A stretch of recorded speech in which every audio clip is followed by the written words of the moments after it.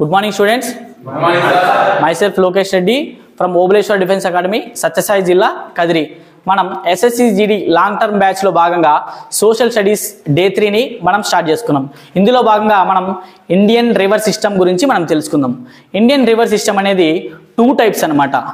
Perineal reverse and peninsular reverse అన్నమాట. Peninsular reverse అంటే జీవనదులు, perineal reverse అంటే అజీవ నదులు.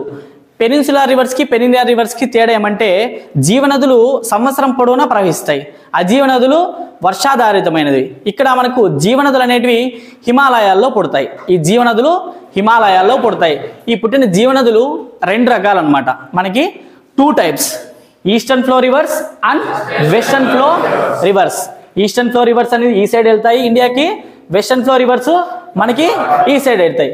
మనకి వెస్టర్న్ ఫ్లో రివర్స్ చూసుకుంటే ICJ అని 3 ప్రధాన నదులు, ఇండస్, చీనాబ్, జీలం అన్నమాట. ఇండస్, చీనాబ్, జీలం. అవే మనం ఈస్టర్న్ సైడ్ ఈ సైడ్ వచ్చేసామనుకో ఇండియాకి రావి, బియాస్, సట్లెజ్ అని 3 రకాల నదులు ఉంటాయి. 3 రకాల నదులు ఉంటాయి. ఇందులో మనం చూసుకున్నట్టే ఇవన్నీ ఇండస్ రివర్స్ వచ్చేసి సింధు నది సంబంధించిన నదులు, సింధు నదికి సంబంధించిన నదులు. ఇందులో మనం ప్రధానంగా చూసుకుంటే చీనాబ్ నది నుంచి స్టార్ట్ చేద్దాం. చీనాబ్ నది, ఈ చీనాబ్ నదికి మనం చూసుకున్నట్లయితే ఇండస్ రివర్ లో అతి లార్జెస్ట్ నది అనమాట. లార్జెస్ట్ అంటే అతి లావు అనమాట. లావుగా ఉన్న నది ఏదంటే, వెడల్పుగా పోయే నది ఏంటంటే Chenab river. Chenab river, Chenab river largest అనమాట. దీనికి 4 ఉపనదులు ఉంటాయి. BDRS అనమాట. BDRS ఈ ఉపనదులు మనకి చీనాబ్ నదికి ఉంటాయి.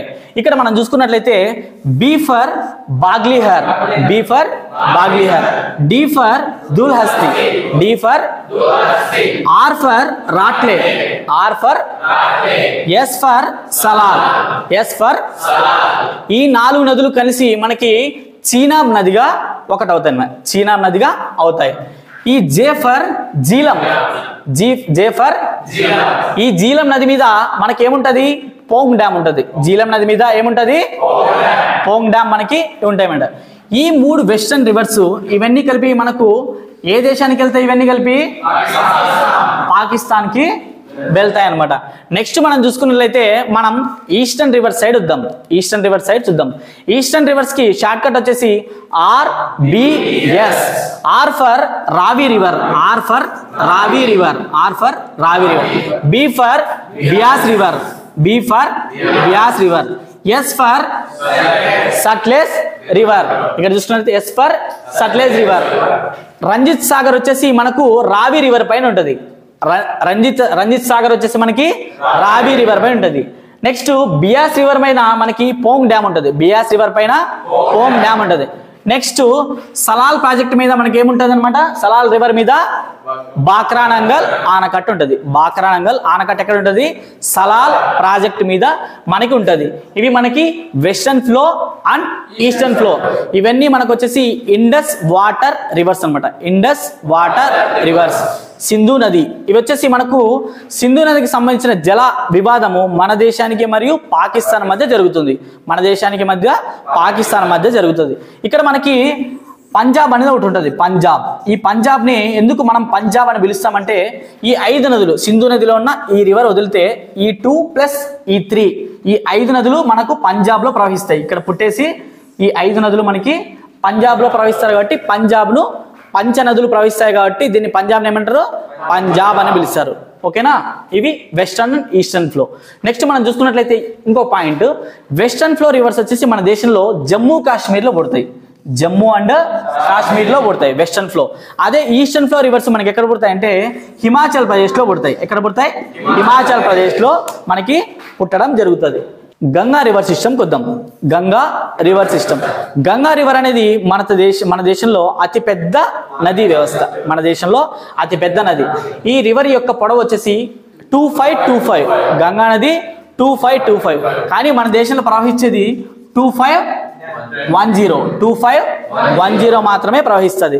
మిగతా 15 కిలోమీటర్లు ఎక్కడ ప్రవహిస్తుంది, బంగ్లాదేశ్లో ప్రవహిస్తుంది. బంగ్లాదేశ్లో ప్రవహిస్తుంది.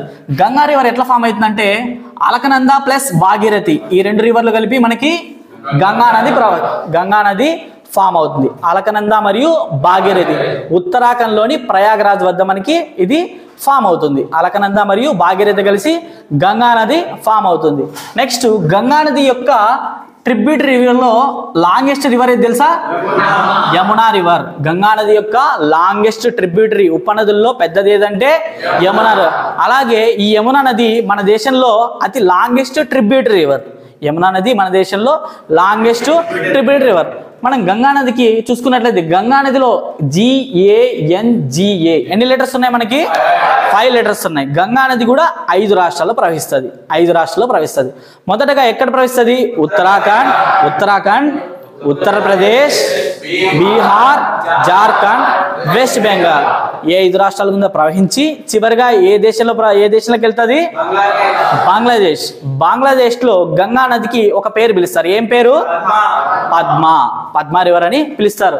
మన దేశానికి జాతీయ గీతం, జాతీయ పక్షిలాగా జాతీయ రివర్, జాతీయ నది కూడా ఉండాలి కదా. ఆ రివరే మనకు గంగా నది అనమాట. గంగా నదిని మనం 2008లో నేషనల్ రివర్ గా ప్రకటించాం. గంగా నదిని మనం 2008లో మనం నేషనల్ రివర్ గా ప్రకటించుకున్నాం. ఓకే, నెక్స్ట్ మనం గంగా నది తర్వాత గోదావరికి వద్దాం. గోదావరికి యొక్క విశిష్టత ఏమిటంటే ఈ గోదావరి నది దక్షిణ భారతదేశంలో అతి పెద్ద నది. మన దేశంలో పెద్ద నది ఏదంటే, లాంగెస్ట్ రివర్ ఏదంటే గంగా. నెక్స్ట్ మనం చూసుకున్నట్లయితే గోదావరి వచ్చేసి మనకు 1465 కిలోమీటర్ డిస్టెన్స్ తో సౌత్ ఇండియాలో longest river. South India longest river ఏదంటే గోదావరి మహారాష్ట్రలోని నాసిక్లో పుట్టిందనమాట. మహారాష్ట్రలోని నాసిక్లో పుడుతుంది.